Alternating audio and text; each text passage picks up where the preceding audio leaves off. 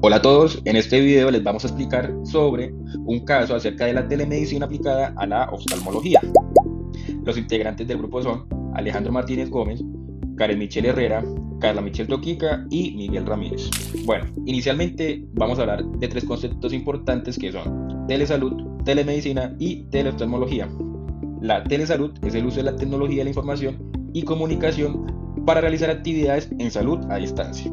Esta no se limita a la atención del paciente, sino que también incluye actividades como de educación, también de promoción y prevención de la enfermedad y apoyo al sistema de salud. Un ejemplo que se podría tomar sería campañas virtuales de promoción o seguimiento de pacientes con enfermedades crónicas.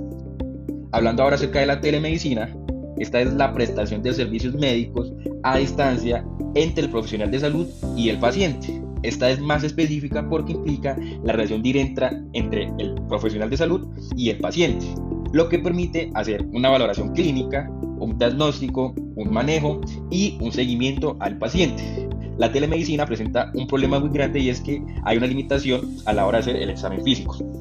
Y por último tenemos la teleoftalmología, que es el uso de la tecnología para la atención oftalmológica a distancia. Entonces es una aplicación precisamente de la telemedicina enfocada en la salud visual. Entonces se utiliza mucho para detectar enfermedades como retinopatías, como un glaucoma, ya que permite enviar imágenes de ojos para que sean analizadas por especialistas. Esta información va a ser más ampliada cuando se hable del artículo. Bueno, nuestro caso corresponde a un paciente masculino de 52 años, casado, con 3 hijos. Su lugar de nacimiento y residencia es en La Guajira. Su ocupación es como agricultor, grupo IRH sanguíneo O positivo y pertenece al régimen de la 9 EPS y subsidiado. Confiabilidad confiable. El motivo por el cual consulta es porque dice: veo borroso y manchas negras. En cuanto a la enfermedad actual, es un paciente con antecedente de diabetes mellitus tipo 2 de 12 años de evolución con control metabólico irregular. Consultó por cuadro clínico de 8 meses de evolución de inicio insidioso y curso progresivo, caracterizado por disminución de la agudeza visual bilateral, con predominio en ojo derecho, descrita como borrosa sin distorsión de las imágenes y fotopsias ocasionales. Desde hace 3 meses aproximadamente presentó miodesopsias descritas como manchas oscuras móviles en el campo visual, más evidentes con la luz y en superficies claras, con un aumento progresivo en la frecuencia.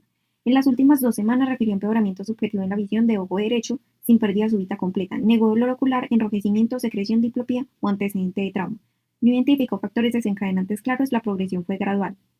Refirióle de mejoría subjetiva con el reposo visual y negó síntomas neurológicos asociados como cefalea, déficit motor o sensitivo.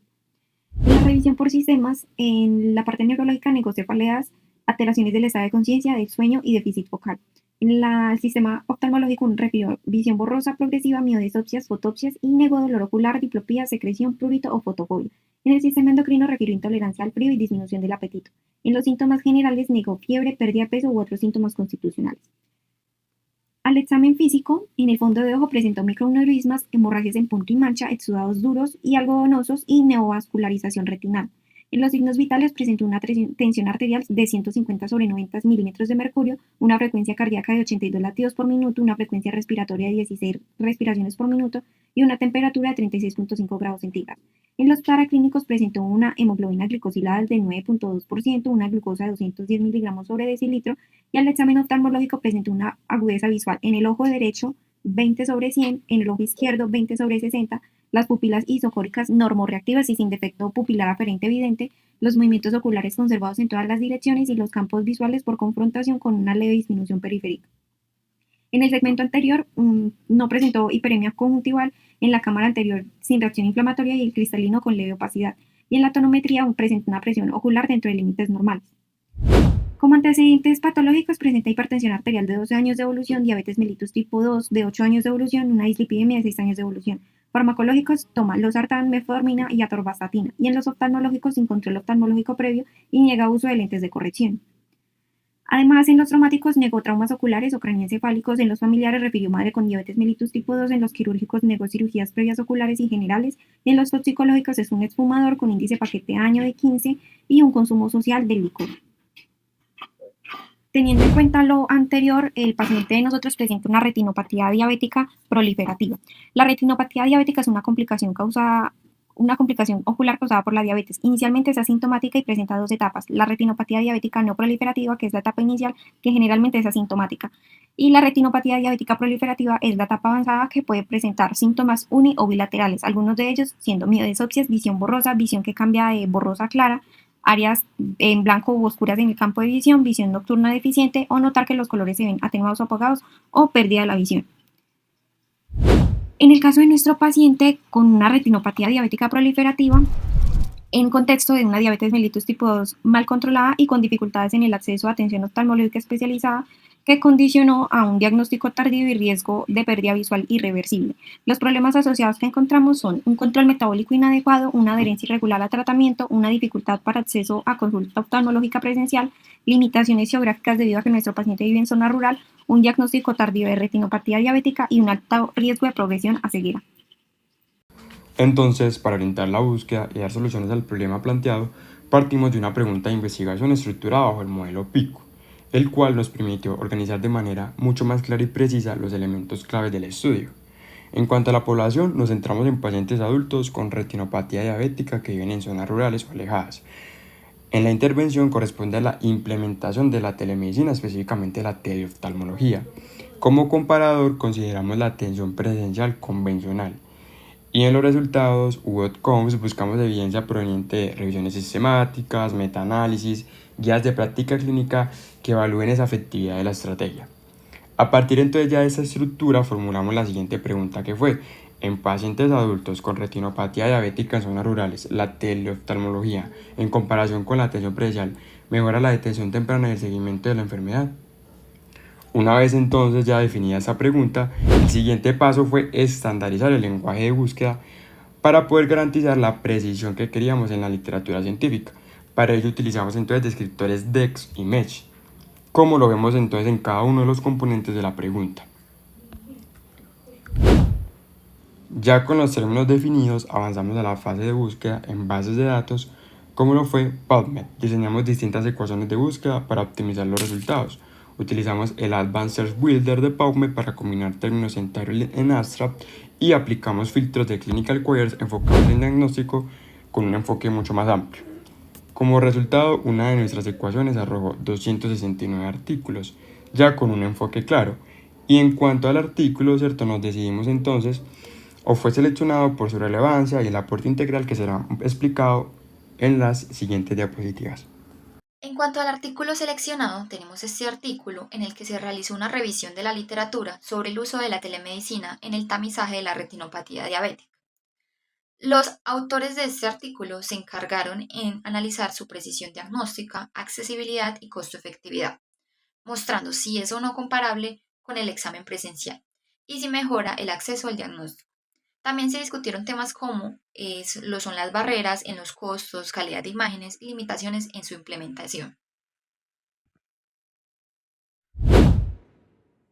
El objetivo del estudio es analizar el papel de la telemedicina en el tamizaje de la retinopatía diabética, evaluando su eficacia, accesibilidad y costo-efectividad, así como sus limitaciones y su potencial en el futuro. En la metodología se realizó una revisión de la narrativa de la literatura, en la que se analizaron diferentes estudios sobre la telemedicina aplicada en la retinopatía diabética. Se evaluaron diversas modalidades como el uso de imágenes retinianas remotas, dispositivos móviles e inteligencia artificial. Además, se incluyeron estudios que comparaban la telemedicina con el examen oftalmológico tradicional, así como aquellos que abordaban costos, barreras y percepción del paciente.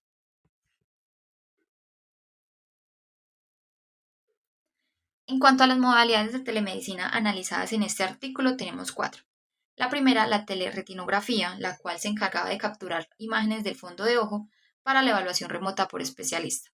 Esta nos permitía detectar retinopatía con alta precisión.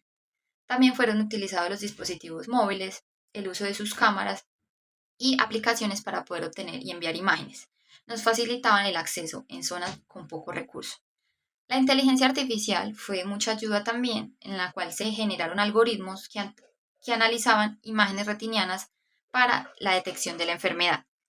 Con esto se apoyaba el diagnóstico y reducía la carga en el especialista. Se fue utilizada también la implementación de la telemedicina en la atención primaria, en la que se capturaban imágenes en la consulta general con evaluación a distancia. Esto mejoraba el acceso al tamizaje.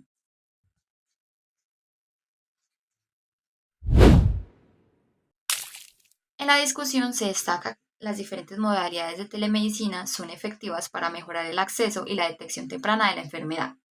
Sin embargo, los resultados pueden variar entre estudios debido a diferencias metodológicas, calidad de imágenes y experiencia de los evaluadores, lo que limita la generalización de los resultados.